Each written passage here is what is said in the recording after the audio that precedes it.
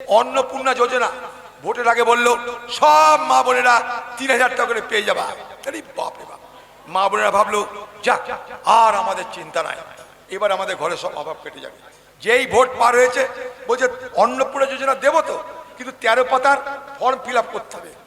এবার 13 পাতার form fill up করতে গিয়ে মানুষের জীবনের নাকাল। ফর্ম যদি ফিল আপও হলো, এবার তার নাম কাটা শুরু হয়ে গেল। এখানকার মা বোনেরা কজন আপনারা 3000 টাকা করে পেয়েছেন আমাদের হাত তুলে বলবেন। আগামী দিনে কজন মহিলা বাংলার অন্নপূর্ণা যোজনা 3000 টাকা সুবিধা পেলেন, আমরা তাদের তালিকা তৈরি করতে চাই।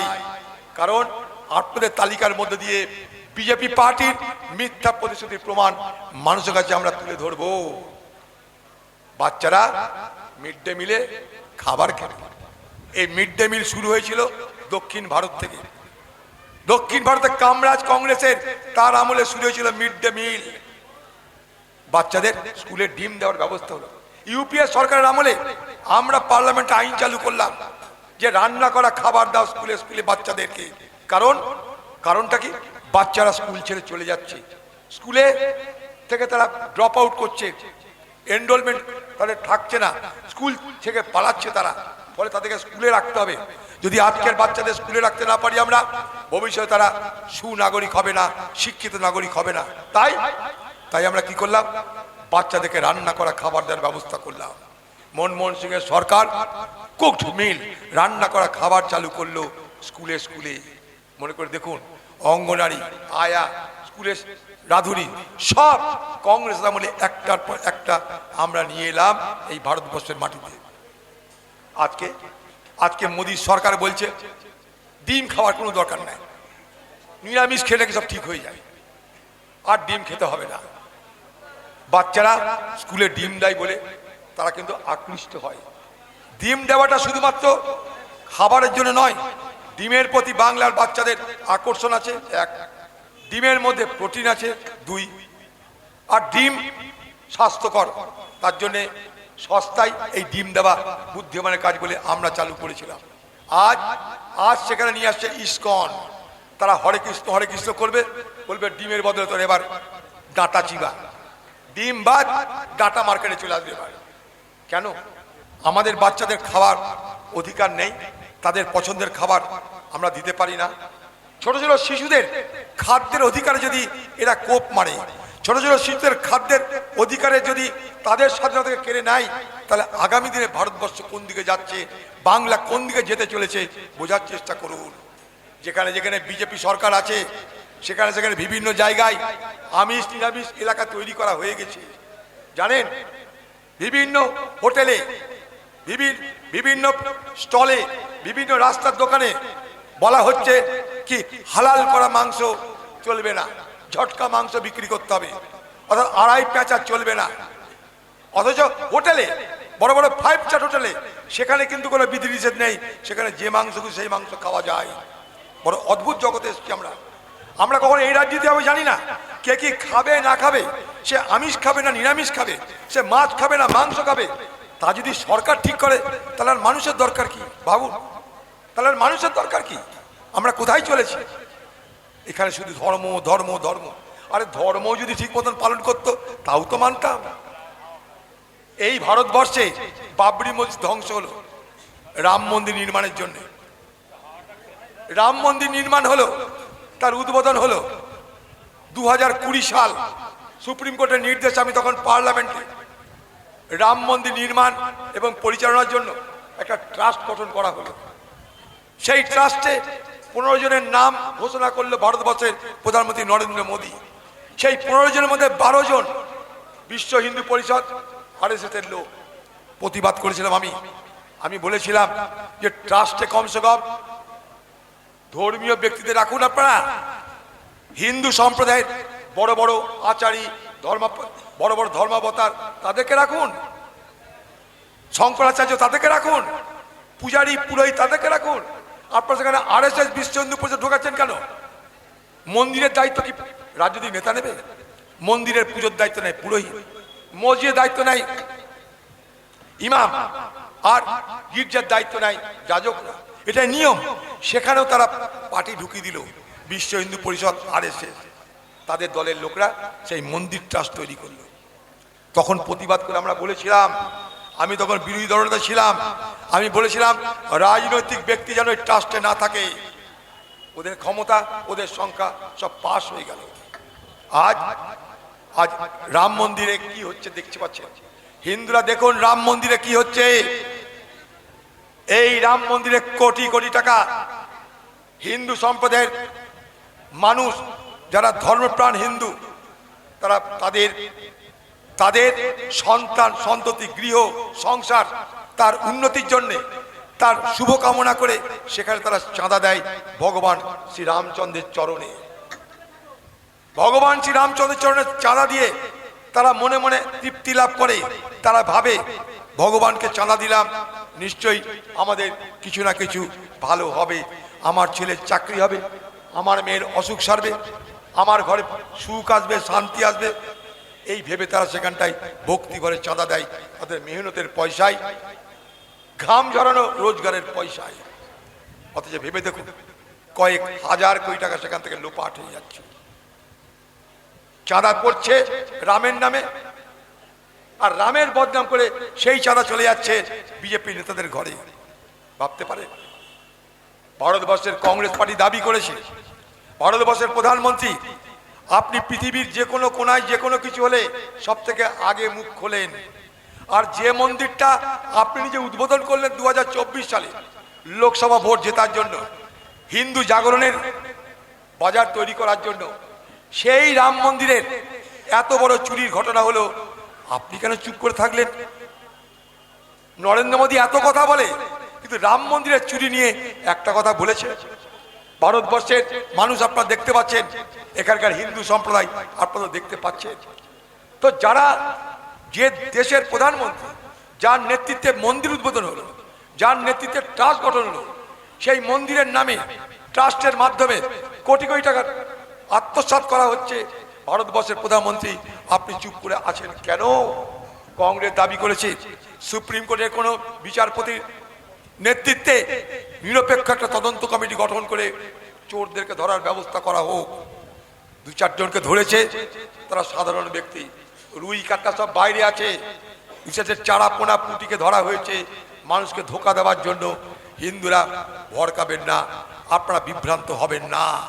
আজকে যারা ধর্মকে নিয়ে রাজনীতি করে, ধর্মকে নিয়ে ঠকবাজি করে, ধর্মের নামে দান করা টাকা আত্মসাৎ করতে তাদের দ্বিধা হয় না, তাদের কাছে হিন্দুরা কি হিন্দুত্ব আশা করেন? কি হিন্দুত্ব আশা করেন আপনারা? তাই এই হিন্দুত্বের নামে রাজনীতি এ বাংলায় আরেক সর্বনাশার কারণ হতে চলেছে। বাংলার মানুষকে বোঝানো হয় এসআইআর করে দিলাম, তোমাদের ভবিষ্যৎ নিশ্চিত হয়ে গেল। আজকে এখানে আদিবাসী ভাইরা এসছে, এসআইআরে তাদের নাম বাদ চলে গেছে, মুসলমানদের নাম বাদ গেছে, সবাই জানি আমরা।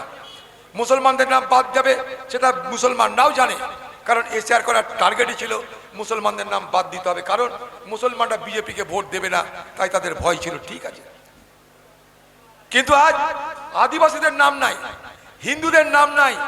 আপনারা খেয়াল করে দেখুন, একটা দুটো না, হাজার হাজার 34 লক্ষ মানুষের নাম বাদ চলে গেছে এসআইআর প্রক্রিয়ায়। 34 লক্ষ মানুষের নাম বাদ। তারা কবে ভোট দিতে পারবে জানে না, ফয়সালা কবে হবে জানে না, কিভাবে ফয়সালা হবে জানে না। সুপ্রিম কোর্টের নির্দেশে ট্রাইব্যুনাল হয়েছে, সেই ট্রাইব্যুনাল চালানোর জন্য ঘর নাই, বাড়ি নাই, কম্পিউটার নাই, ফ্যান নাই, চেয়ার নাই, টেবিল নাই, বিচারক নাই, ট্রাইব্যুনাল করা হয়েছে। সেই ট্রাইব্যুনালে মানুষ কখন ডাক পাবে জানে না, কবে ডাকবে জানে না, ফয়সালা কি হবে জানে না, কোনো কিছু প্রকাশ করা হচ্ছে না, সব কিছু অন্ধকারে রেখে দেওয়া হচ্ছে। আজকে পশ্চিমবঙ্গে কয়েকটা মাত্র ট্রাইব্যুনাল গঠন হয়েছে, সেই কয়েকটা ট্রাইব্যুনালে প্রতিদিন 25-30টা লোকের ফয়সালা হচ্ছে। হাইকোর্টের বিচারপতি সে বলছে, হাইকোর্টের বিচারপতি সে বলছে যে গতিতে ট্রাইব্যুনালে বিচার হচ্ছে, তাতে পশ্চিমবঙ্গে যে 27 লক্ষ মানুষের নাম এখনো ভোটার লিস্টে নেই, তাদের নাম উঠতে 21 বছর লাগবে। 21 বছর।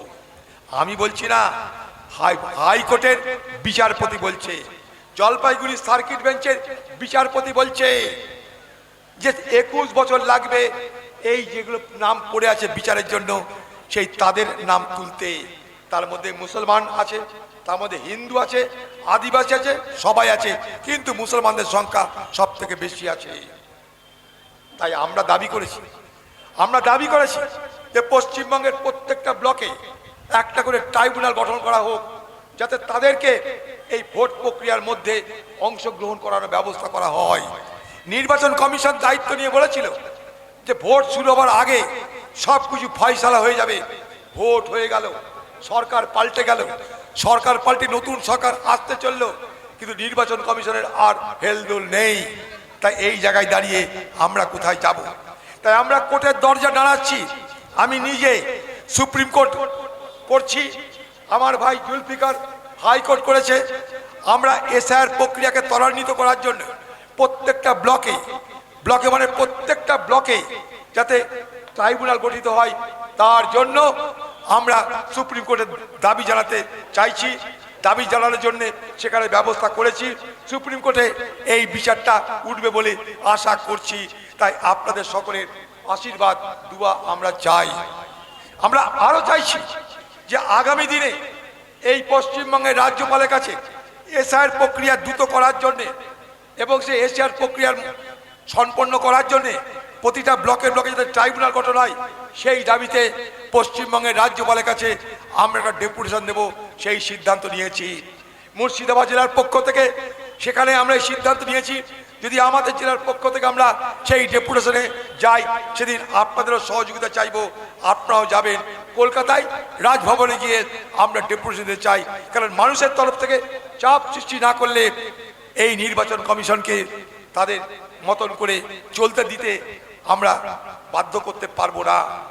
নির্বাচন কমিশন তাদের মতো করে চলে, নির্বাচন কমিশন যদি তাদের মতন করে চলে, তাহলে এশিয়ার প্রক্রিয়া কবে শেষ হবে না আমি জানি না আপনি জানেন। তাই নির্বাচন কমিশনকে তাদের মতন করে চলতে দেব না আমরা। তাই একদিকে রাস্তায় আন্দোলন হবে, আরেকদিকে কোর্টে আইনি লড়াই হবে। এই দুই লড়াইয়ের মধ্যে দিয়ে সরাসরি আক্রমণ করে আমরা নির্বাচন কমিশনকে বাধ্য করার রাস্তায় এগোচ্ছি। ভারতবর্ষের পার্লামেন্টে ভারতবর্ষের কংগ্রেস পার্টি এই এসআইআর প্রক্রিয়া নিয়ে আলোচনা দাবি করেছে। সেই আলোচনা যাতে পার্লামেন্টে হয়, তার জন্য রাহুল গান্ধীর নেতৃত্বে সেখানেও আলোচনার ব্যবস্থা করা হচ্ছে।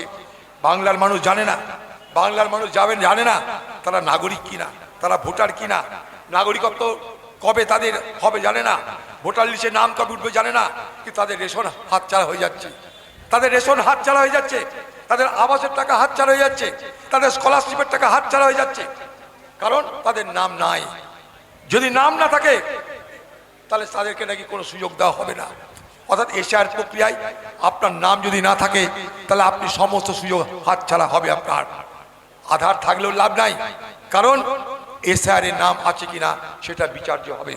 তাহলে আপনার রেশন কেড়ে নেওয়া হবে, আপনার ঘরের সুযোগ সুবিধা কেড়ে নেওয়া হবে, আপনার ঘরের সহায়তা প্রকল্প কেড়ে নেওয়া হবে, আপনার ঘরের বাচ্চাদের স্কলারশিপ কেড়ে নেওয়া হবে।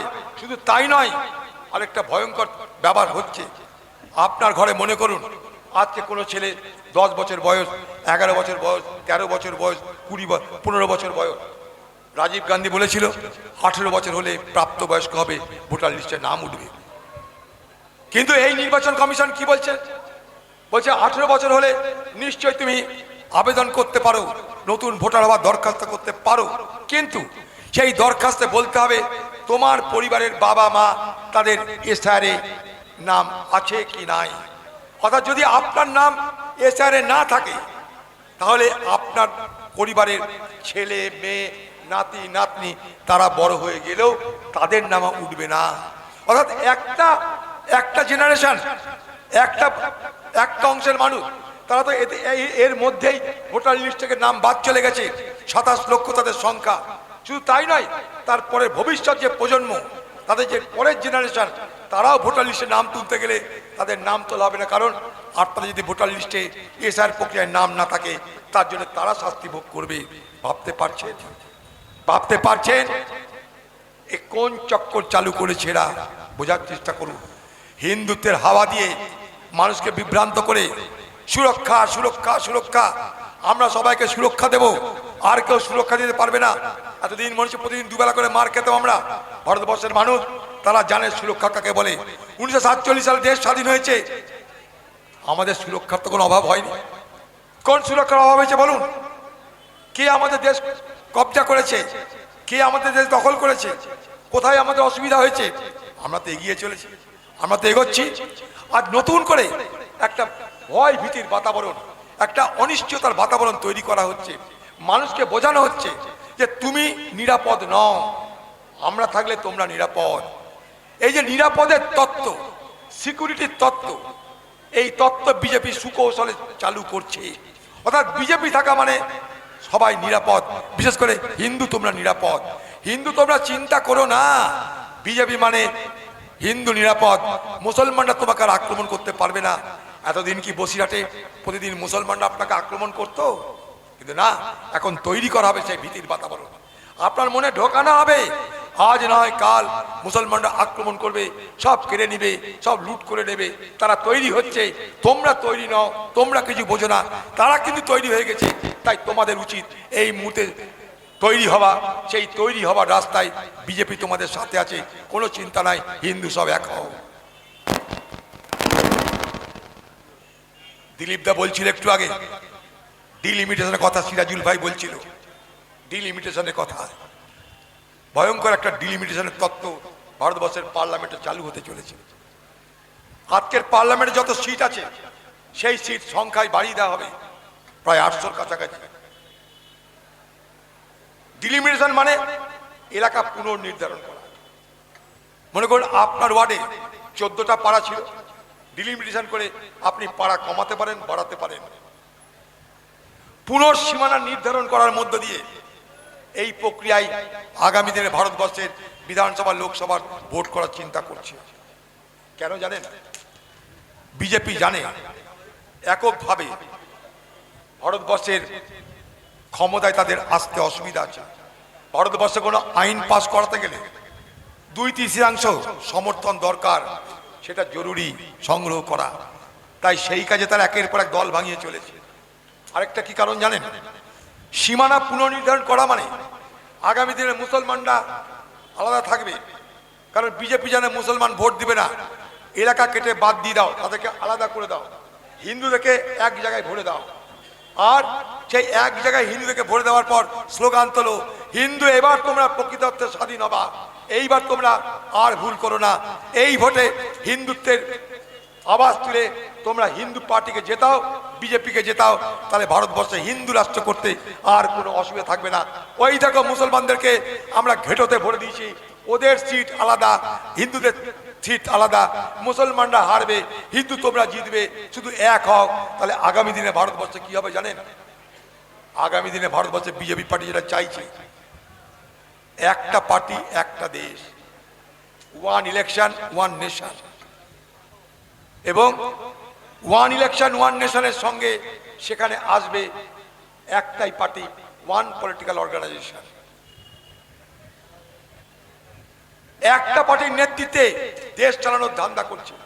তাই তাই অন্য বিরোধীরা তারা যাতে কোনো চান্স না পায়, তার জন্য ডিলিমিটেশন আসছে, আর সিটের সংখ্যা বাড়িয়ে দেওয়া হচ্ছে যাতে তাদের অসুবিধা না হয়।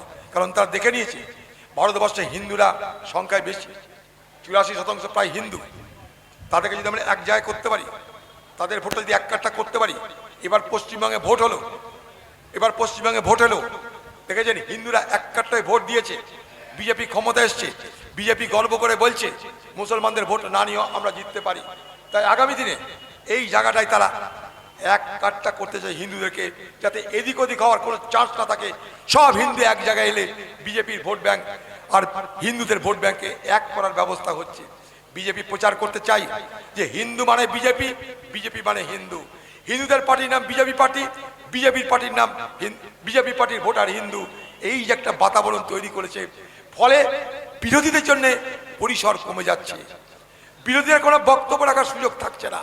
কারণ একটাই, বিরোধীরা কিছু বলতে গেলে দেশদ্রোহী, দেশ বিরোধী, কোথাকার পাকিস্তানি, এইসব একটা একটা করে ছাপ্পা মেরে তাদেরকে মানুষের মন থেকে ছড়িয়ে দেওয়া হচ্ছে।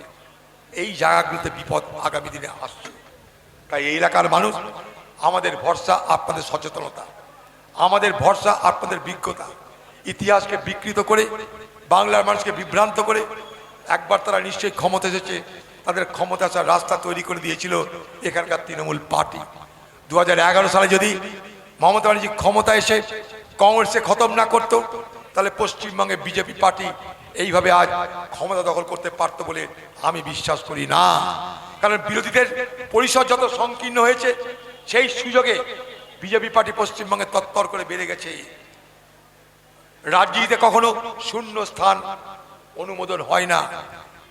কংগ্রেস যত দুর্বল হয়েছে, বাজারে যত রাজনৈতিক শূন্যস্থান তৈরি হয়েছে, বিজেপি সেই শূন্যস্থান ভরাট করে ক্ষমতা আসবার রাস্তা তৈরি করেছে। মমতা তাদের বিরোধিতা করেনি, মমতা বিজেপির বিরুদ্ধে লড়েনি। যদি লড়তো তাহলে 2011 সালে পশ্চিমবঙ্গে আরএসএস এর শাখা সংগঠন ছিল 300 থেকে 400, আজ 5 থেকে 6000 হয়ে যেত না। আমি দেখুন কাউকে ভয় দেখানোর জন্য বলছি না, দেশকে শক্তিশালী রাখতে পারে সম্প্রীতি, ঐক্য, একের সঙ্গে অপরের সম্পর্ক, কমন কথা এটা। আজকে এই ভারতবর্ষে আমরা যে চলছি, আমার আপনার জীবনে আমরা যে চলাফেরা করছি, আপনার জীবনের সব সমস্যা হিন্দু মেটাতে পারবে? আপনার জীবনের সব সমস্যা শুধু মুসলমান মেটাতে পারবে বলুন তো? না। সমাজটা এমন ভাবে আমরা বসবাস করি, এমন ভাবে আমরা চলি যে আমরা একে অপরকে সাহায্য করি, আমরা একে অপরকে সাহায্য করি। মনে করি একটা পাখি, সেই পাখি হয়তো দানা খেলো একটা মন্দিরে, যখন তার জল তেষ্টা পায় সে একটা মসজিদের কাছে জল খেতে পারে। ভারতবর্ষ এমনই দেশ একটা, এখানে একে অপরের প্রয়োজনে আমরা বড় হয়েছি। আপনার যে দুর্গাপূজা হবে বসিরহাটে, সেই দুর্গাপূজার সব ফুল কি হিন্দুদের বাগান থেকে আসে? না। সেই দুর্গাপূজায় যত ফুল লাগে সেখানে কি লেখা থাকে আমরা হিন্দুদের বাগান থেকে আনছি? আপনি বাজারে যান, যার কাছে পান তার কাছে থেকে ফুল কেনেন, সেই ফুলে তো আপনি পুজো দিচ্ছেন। যদি কেউ বলে আপনাকে না মুসলমানদের বাগানের ফুলে আপনার পুজো হবে না, আপনি তো পুজো দিতেই পারবেন না। আমরা তো এইভাবে বড় হয়েছি, কোনো তো অসুবিধা হয়নি, আমাদের কোনো অসুবিধা হয়নি। আজ কেন কৃত্রিম ভাবে আমাদের মধ্যে বিভাজন তৈরি করে দূরত্ব তৈরি করার চেষ্টা হচ্ছে? এই প্রশ্ন কি আপনাদের মনে আসছে না? মনে রাখবেন, আমাদের দেশের সব থেকে বড় শক্তি হচ্ছে সাম্প্রদায়িক ঐক্য, সাম্প্রদায়িক সম্প্রীতি। তাই স্বামী বিবেকানন্দ বলেছিলেন, এ ভারতবর্ষ তখনই উন্নত হতে পারবে যখন বৈদান্তিক মস্তিষ্ক, ইসলামিক দেহ ভারতবর্ষকে সঙ্গে করে নিয়ে যাবে। হিন্দুদের মতে হিন্দুদের বৈদান্তিক মস্তিষ্ক মানে মস্তিষ্কের উদারতা, তাদের উর্বরতা। ইসলামিক দেহ মানে তেজ, তেজ, দীপ্ততা।